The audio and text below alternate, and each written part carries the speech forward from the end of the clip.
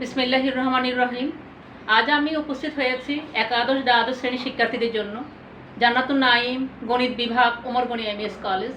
Previous ক্লাসে তোমাদেরকে উপবৃত্ত নিয়ে আমি অনেক আলোচনা করেছি, আজকেও করাবো এবং আজকে শেষ করে দিব।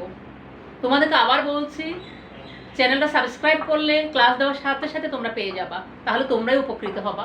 চলো তাহলে আজকে যেটা নিয়ে আলোচনা করবো সেটা একটু দেখি। প্রশ্নটা আমি লিখে দিয়েছি। একটি উপবৃত্ত x/7 প্লাস y/2 ইকুয়াল 1 রেখাকে x অক্ষের উপর এবং x/3 প্লাস y/5 ইকুয়াল 1 রেখাকে y অক্ষের উপর ছেদ করে। উপবৃত্তটির সমীকরণ, উৎকেন্দ্রিকতা এবং উপকেন্দ্রদ্বয়ের স্থানাঙ্ক নির্ণয় করতে বলেছে। তিনটা জিনিস বলেছে, উপবৃত্তের সমীকরণ বের করতে বলেছে, উৎকেন্দ্রিকতা বের করতে বলেছে, আর উপকেন্দ্র দুইটির স্থানাঙ্ক। তাহলে চলো আমরা শুরু করি। ধরি আমি উপবৃত্তের সমীকরণ ধরে নিয়েছি x²/a² প্লাস y²/b² ইকুয়াল 1। এখানে আমি a গ্রেটার দেন b নিয়েছি। আর কি কি দেওয়া আছে দেখো, x/7 প্লাস y/2 ইকুয়াল 1 এবং x/3 প্লাস y/5 ইকুয়াল 1। এই দুটো ইকুয়েশন আমার দেওয়া আছে। এবার দেখো দ্বিতীয় কন্ডিশনটা যেটা বলেছে আমাকে, এই উপবৃত্তটি 1 নং উপবৃত্তটি এই x অক্ষকে এই রেখায় এবং y অক্ষকে এই রেখায় ছেদ করে। তাহলে লিখি একটু, যেহেতু 1 নং উপবৃত্তটি x অক্ষকে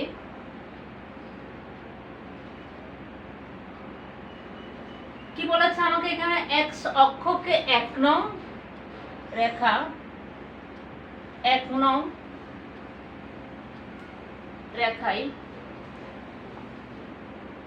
বা x অক্ষকে 1 নং রেখার উপর এবং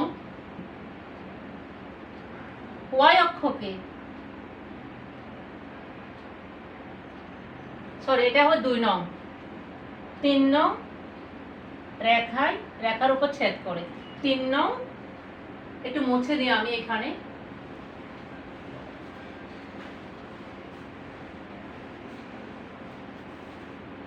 3 নং রেখায় ছেদ করে। অর্থাৎ এই 1 নং উপবৃত্তটি, দেখো খেয়াল করো, এই রেখাকে যদি আমার x অক্ষকে যদি এই রেখায় ছেদ করে, তাহলে কোন বিন্দুগামী হবে? x অক্ষের উপর এখানে হবে এটা 7 বিন্দুগামী। অর্থাৎ উপবৃত্তটি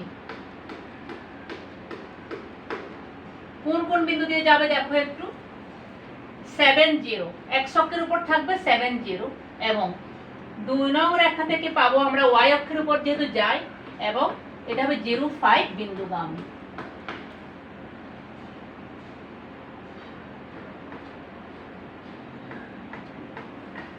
তোমরা কিন্তু জানো একটা বিন্দুগামী মানে হবে আমার এই উপবৃত্তটি এই বিন্দুগুলি দ্বারা আমার স্যাটিসফাই হবে। সুতরাং 1 নং থেকে কি পাই একটু দেখো, সুতরাং 1 নং থেকে পাই 1 নং মানে হলো আমার উপবৃত্তের সমীকরণ। ওখানে আমরা একবার x এর পরিবর্তে 7, y এর পরিবর্তে 0 বসাবো, দ্বিতীয়বার x এর পরিবর্তে 0 এবং y এর পরিবর্তে 5 বসাবো। আমার টার্গেট কিন্তু ab এর মান বের করা। ab এর মান বের করতে পারলে উপবৃত্তের সমীকরণটা আমরা পেয়ে যাব। তাহলে কি পাই দেখো, 1 নং থেকে x² মানে 7² ডিভাইডেড বাই কি ছিল a² প্লাস y² মানে 0² ডিভাইডেড বাই b² ইকুয়াল 1 এবং এটা পাবো x মানে 0² divided by a² plus 5² divided by b² equal 1। এখান থেকে আমরা কার মান পাবো দেখো, এটা 0 হয়ে যাবে, 49 ডিভাইডেড বাই a² ইকুয়াল 1। এটা মুছে দিই আমরা, বা a² ইকুয়াল 49। আর এখানে কি পাবো দেখো, বা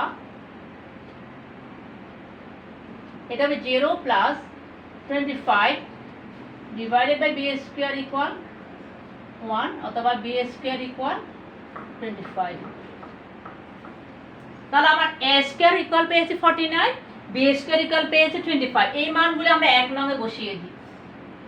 1 নং থেকে এ স্কয়ার এবং বি স্কয়ারের মান একে বসিয়ে দিই, বসিয়ে পাই কি পাই দেখো, X square divided by A square মানে হলো 49 plus Y square divided by 25 equal 1। একটু খেয়াল করো, আমার কিন্তু প্রথম একটা অংশ শেষ হয়ে গেছে। আমাকে বের করতে বলেছিল উপবৃত্তের সমীকরণ, বের করেছি আমি। চাইলে একটু সাজিয়ে লিখতে পারি এটাকে, বা X square divided by 7 square plus Y square divided by 5 square equal 1। তাহলে দেখো, এটাই হবে আমার নির্ণেয় উপবৃত্তের সমীকরণ। মানে এখানে আমার একটা অংশ শেষ।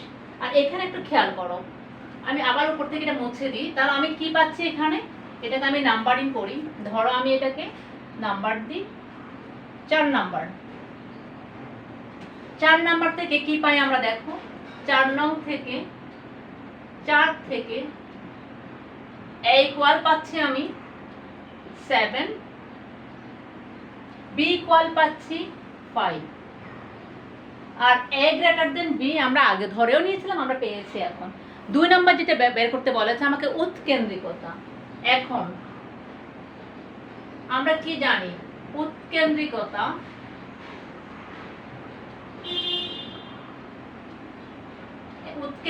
সমান কিন্তু আমরা জানি, প্রিভিয়াস ক্লাসে আমি বুঝিয়েছি তোমাদেরকে। উৎকেন্দ্রিকতা ই ইকুয়াল কি জানি আমরা, 1 মাইনাস, যদি এর এই পাশে লিখে দিই আমরা চাইলে A greater than B, 1 minus B square divided by A square. আমরা এ বির মানও জানি, তাহলে মানগুলো আমরা বসিয়ে দিই। ইকুয়াল টু, আমি চাইলে এভাবে লিখতে পারি, এটাকে সরল করে A square minus B square divided by A square. মানগুলি বসিয়ে দাও, বসালে কি পাচ্ছি, ইকুয়াল এ স্কয়ার মান হবে 49, বি স্কয়ার মান হবে 25, ডিভাইডেড বাই হচ্ছে আমার 49 ইকুয়াল, নিচে বর্গমূলের বাইরে 7 হয়ে যাবে, উপরে একটু দেখো 40 বা একসাথে লিখি আমরা। 49 থেকে 25 গেলে হবে 24, আর নিচে হবে 49। এটাও বর্গমূলের বাইরে নিয়ে আসো, নিচে হবে 7। একটু দেখো 24 এর বর্গমূল যদি করি আমরা, সেটা কি আসবে, 7 4 6 24, তাহলে যেটা আসবে আমার 2√6। 24 কে বর্গমূল করলে আমরা পাবো 2√6। তাহলে উৎকেন্দ্রিকতা ই সমান কি পেয়েছি, এটা লাগবে আমার 2√6 ডিভাইডেড বাই 7। এবার লাগবে উপকেন্দ্রের স্থানাঙ্ক, সেটা আমরা জানি।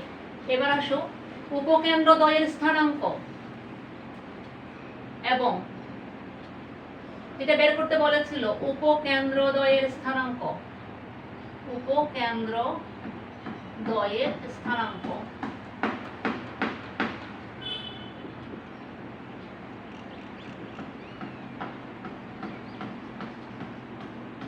কি জানি আমরা, সেটা আমরা জানি plus minus A E 0।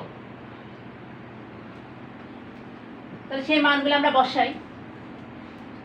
Equal to plus minus এ সমান জানি আমি 7, এ সমান জানি 7, ই সমান জানি 2√6 divided by 7, 0 equal plus minus 2√6 0। দেখো এবার আমার যা যা দরকার ছিল আমি বের করেছি। প্রথম উপবৃত্তের সমীকরণ বের করেছি, উৎকেন্দ্রিকতা বের করেছি, এবং উপকেন্দ্রদ্বয়ের স্থানাঙ্ক বের করেছি। মোটামুটি উপবৃত্ত থেকে যত প্যাটার্নের তোমাদের অঙ্ক আছে আমি সবগুলি আলোচনা করেছি। আমার ক্লাসগুলো ফলো করে তোমরা যদি প্র্যাকটিস করো তাহলে ইনশাল্লাহ তোমাদের এই চ্যাপ্টারটা শেষ হয়ে যাবে। আগামী ক্লাসে আমি তোমাদেরকে অধিবৃত্ত শুরু করব, এবং অধিবৃত্ত যদি শেষ করতে পারি আমরা, তাহলে সেকেন্ড পেপারের একটা গুরুত্বপূর্ণ আমাদের অধ্যায় কণিক শেষ হবে। ভালো থেকো সবাই, সবার জন্য অনেক অনেক শুভকামনা। ধন্যবাদ সবাইকে।